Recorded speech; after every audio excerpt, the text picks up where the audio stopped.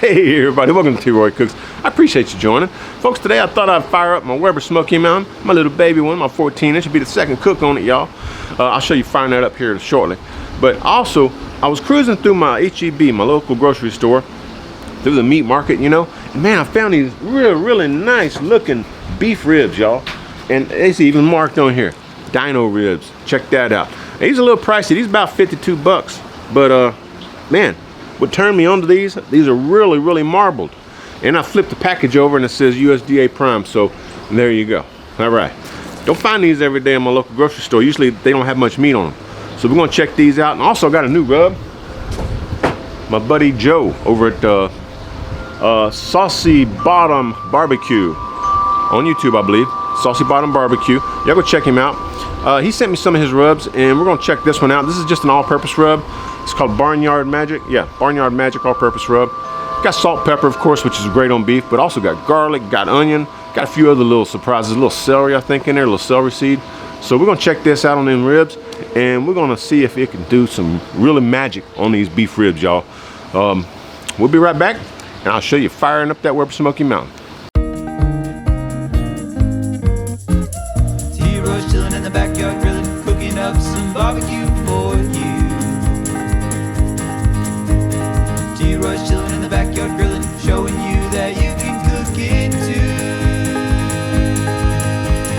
too. Always with a beer or whiskey, but he cooks responsibly.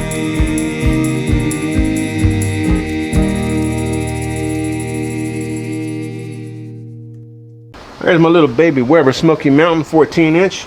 And my buddies over at Arbor Fabricating sent me one of their charcoal baskets. Y'all seen me use this same type of basket in my big Weber Smoky Mountain, but they sent me one for the little bitty baby one. So I'll put the link down below if you're interested. These small holes in here really keep the charcoal up, so when they start ashing up, you get a lot more burn time out of it and a lot of airflow as well. All right, and this little baby Smoky Mountain, it don't take much charcoal, y'all.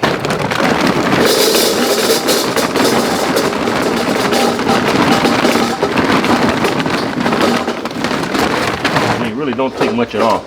I'm gonna do the minion method. So let me get these scooped over here to the outside edges a little bit. All right, something like that. Got my charcoal over here.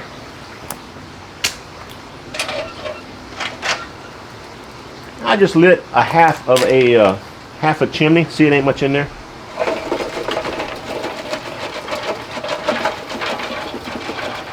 In fact, that's probably too much. Anyway, it'd be good. It'd be all right. Probably only need like 10 or 12 charcoal. Let me get my midsection put on there. There we go, just like that. Put my water pan in there, of course. Now I'm just gonna pour some water in there real quick. Get my grill, get it warmed up, scrape it down real good, and we'll bring y'all right back. All right, got the lid put on there, got water to put in there. Make sure your vent up here is open, and I'm just gonna open these up about halfway on the bottom. Let's see where that puts us, y'all. We can always regulate it later, just like that. I also am I forgot, but I'm gonna throw some wood on here too, some hickory or some pecan, whatever I can find, just a couple of wood chunks, give it a little smoke. All right, found some hickory chunks. And this bag's almost done, so we're just gonna pop some of these in here. That'll work. Something like that. And then real small pieces, so I'm just gonna kind of throw them in there, y'all. Get in there, get in there, get in there. There you go. Something like that, y'all. All right. Now, let's go prep that meat. All right, I got my beef ribs out of the package. We're just gonna kind of take a paper towel and just kind of get some of this bone dust off of here, like that. Kind of dry it up just a little bit. I'm not gonna take this membrane off. The membrane actually helps hold the ribs together, because as they cook, the meat shrinks on the bones, and we need that membrane. Kind of help hold all that together, y'all. So there you go, just like that. So I ain't doing nothing to the backside. I mean, if you put seasoning on there, you're not gonna taste it anyway because it got that thick membrane. I got some, one of my fans sent me this Lee & Perrins all the way from Worcestershire, England. So we're gonna put some Worcestershire sauce on there. Y'all know I like to do that myself as a binder. Something like that. There you go. Don't need a whole heck of a lot. Oh, and folks, if you didn't know, there is a difference in the flavor between this Worcestershire and the Worcestershire they sell here in the States. This one's much better. Trust me. I know. And again, we're going on with this Barnyard Magic from Saucy Bottom Barbecue. Again, Joe, thank you very much for sending me some of this. Looks like I got a lot of garlic in there, man. It's gonna be all good. It's gonna be real good. Make sure you coat all your sides.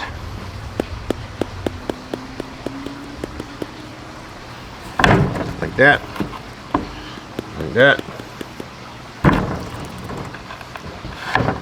Come on now. Something like that and like that. So again, coating all sides, but not the back side. All right, let's get this baby thrown on the Weber Smoky Mountain. I think she's about up to temp. Yeah, we're cruising right at 225. And again, y'all have asked me about these thermometers. I get them off of Amazon. They're River Country thermometers, and they have an adjustable dial on the back, which really makes it helpful because you can always dial in the temp gauge here to your grill grate level, you know. So I've shown how to do that before. Just check out my Weber Smoky Mountain accessories video. I'll put it up in the corner for you. Let's go ahead and get this beef rib thrown on.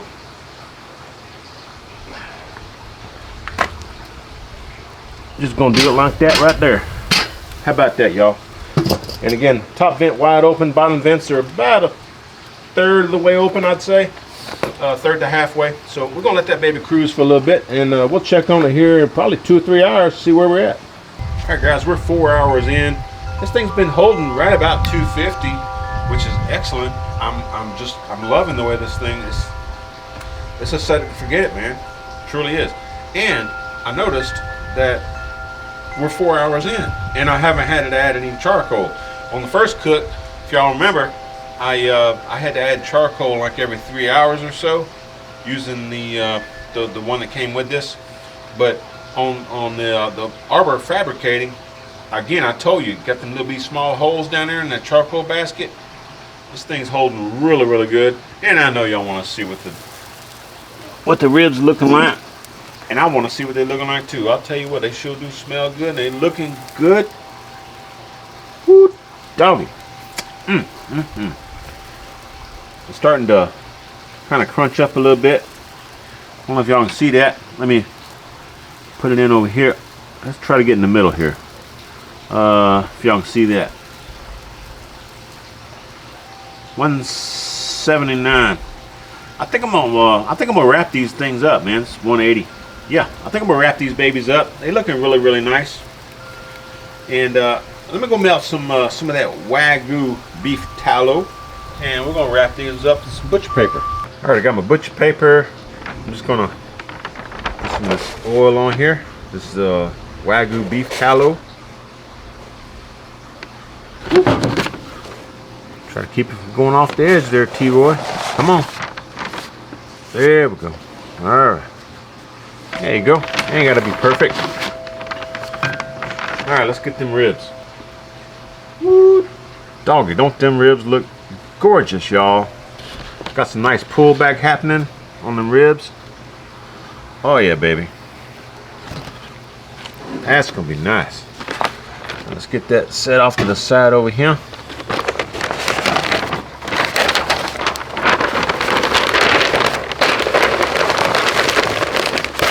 Something like that.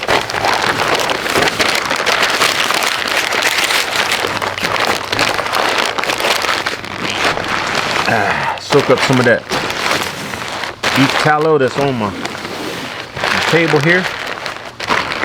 Coat the bottom, protect it a little bit. Yeah, something like that. There you go. All right, we're gonna throw this back on the Weber Smoky Mountain, and we're gonna keep on cooking. I noticed that my water, I just put the ribs back on, but I noticed my water's getting a little bit low, so I'm gonna go ahead and throw a scooch more water in there. Yeah, that looks good. folks, it's been 6 hours. I think these ribs are just about done. I probed them a little bit earlier and there's about 200, so I let them go a little bit longer. But we're right at 6 hours. I mean, to the dot, almost 6 hours. And I haven't added any charcoal to this thing. So big thumbs up to the Arbor Fabricating charcoal basket. Last time I cooked it, and this is my second cook on this thing, the little 14-inch Weber Smoky Mountain, but it's my second cook. But the first time I cooked on it, I was adding charcoal every 3 hours. I haven't added any charcoal, folks. So huge thumbs up, Arbor Fabricating. We're still maintaining 275-ish right now. It's been 250 most of the time. Kind of started raising up a little bit, I think, because some heat's getting onto it. The sun's actually kind of on that side where it's getting some heat onto it. So I think that's kind of raising up the temp a little bit. But we're cruising, and I think these ribs are about done. Let's go check them out and see what they look like. All right, folks. Again, still maintaining 250, 250, 275 somewhere. That's been the range all day. Let's check it and let's see how these ribs are doing. Just kind of poke it right down here in the middle somewhere. Oh, they feel tender. Holy cow. 203. Can I get a 204? There you go, 204. Man, them ribs are real tender, folks. That's gonna be fall off the bone still. Oh, look, man, that's like reaching up 207 right there. Heck yeah, man. These are ready. We're gonna pull these babies off, and we'll cut them up here in about 15-20 minutes after they cool off just a little bit. Let them rest. All right, folks, this has been resting for probably a half hour. Let's check it out, see what we got. I'll tell you what, man, this sure does smell good. Oh yeah, baby. Check that out. Look, that rib done twisted. Look, it's twisting out. Check that out. Heck yeah, man. Alright, so let's whew, that's hot. That's hot to you, Roy. Alright, hang on, folks. Let me get the ribs out of this paper and we'll be right back. Alright guys, here we go. See if we can cut one of these ribs off. See what it looks like. I don't know what to expect, man. We're gonna check it out. We're gonna see what they're looking like. Oh yeah, son. There you go. Whew. This middle one's a big one. Oh, and that's probably why it fell off the bone. Again, there you go. Woo, doggy. Holy cow! Check that out. My goodness. Oh, that's still hot. All right, folks. We're fixing to bite into one of these, and we're gonna see what it tastes like. Let's check out these beef ribs. Got that saucy bottom barbecue sauce. It formed a nice bark on that, and really nice smoke ring. Hopefully y'all can see that. Let's check this out, folks. Ooh, look. She's almost pulling off the bone right there. Shoot. Heck yeah, man. Oh yeah, that looks like a lot of fat though. I don't want that. I want this end over here.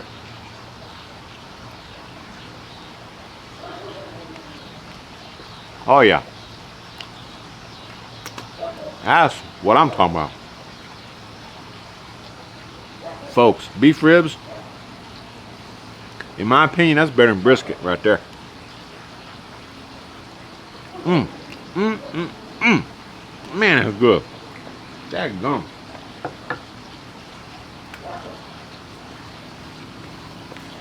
And again, gotta thank my buddy John. Y'all go check him out, SaucyBottomBarbecue.com. See if you can get you some of this stuff right here, and tastes pretty doggone good. I actually think I'd add a little bit more next time. Yeah, I think I will. It needs a little bit more salt, but you know, for my own taste. But it's pretty doggone good. Y'all go check him out. Here you go. SaucyBottomBarbecue.com, and he's on YouTube. Gotta love it. Appreciate y'all watching. Oh, trying out a different beer today. Y'all check this out. This is an Altstadt beer. This is it's a Kolsch beer, German beer. right here in Fredericksburg, Texas, close to me. Good stuff, folks. Good stuff. There you go, and it's got Altstadt on the side right here, I think. There you go. Check them out. Show them some love. Support your local small-run family businesses, you know. Folks, if y'all like this kind of stuff, y'all give me some thumbs up. Hope you share the video. Oh, if you're not subscribed, please go ahead and subscribe. But hope you share the video. And when you do, please tell all your friends. T-Roy cooks responsibly. Oh, I'm belching. Cheers, everybody.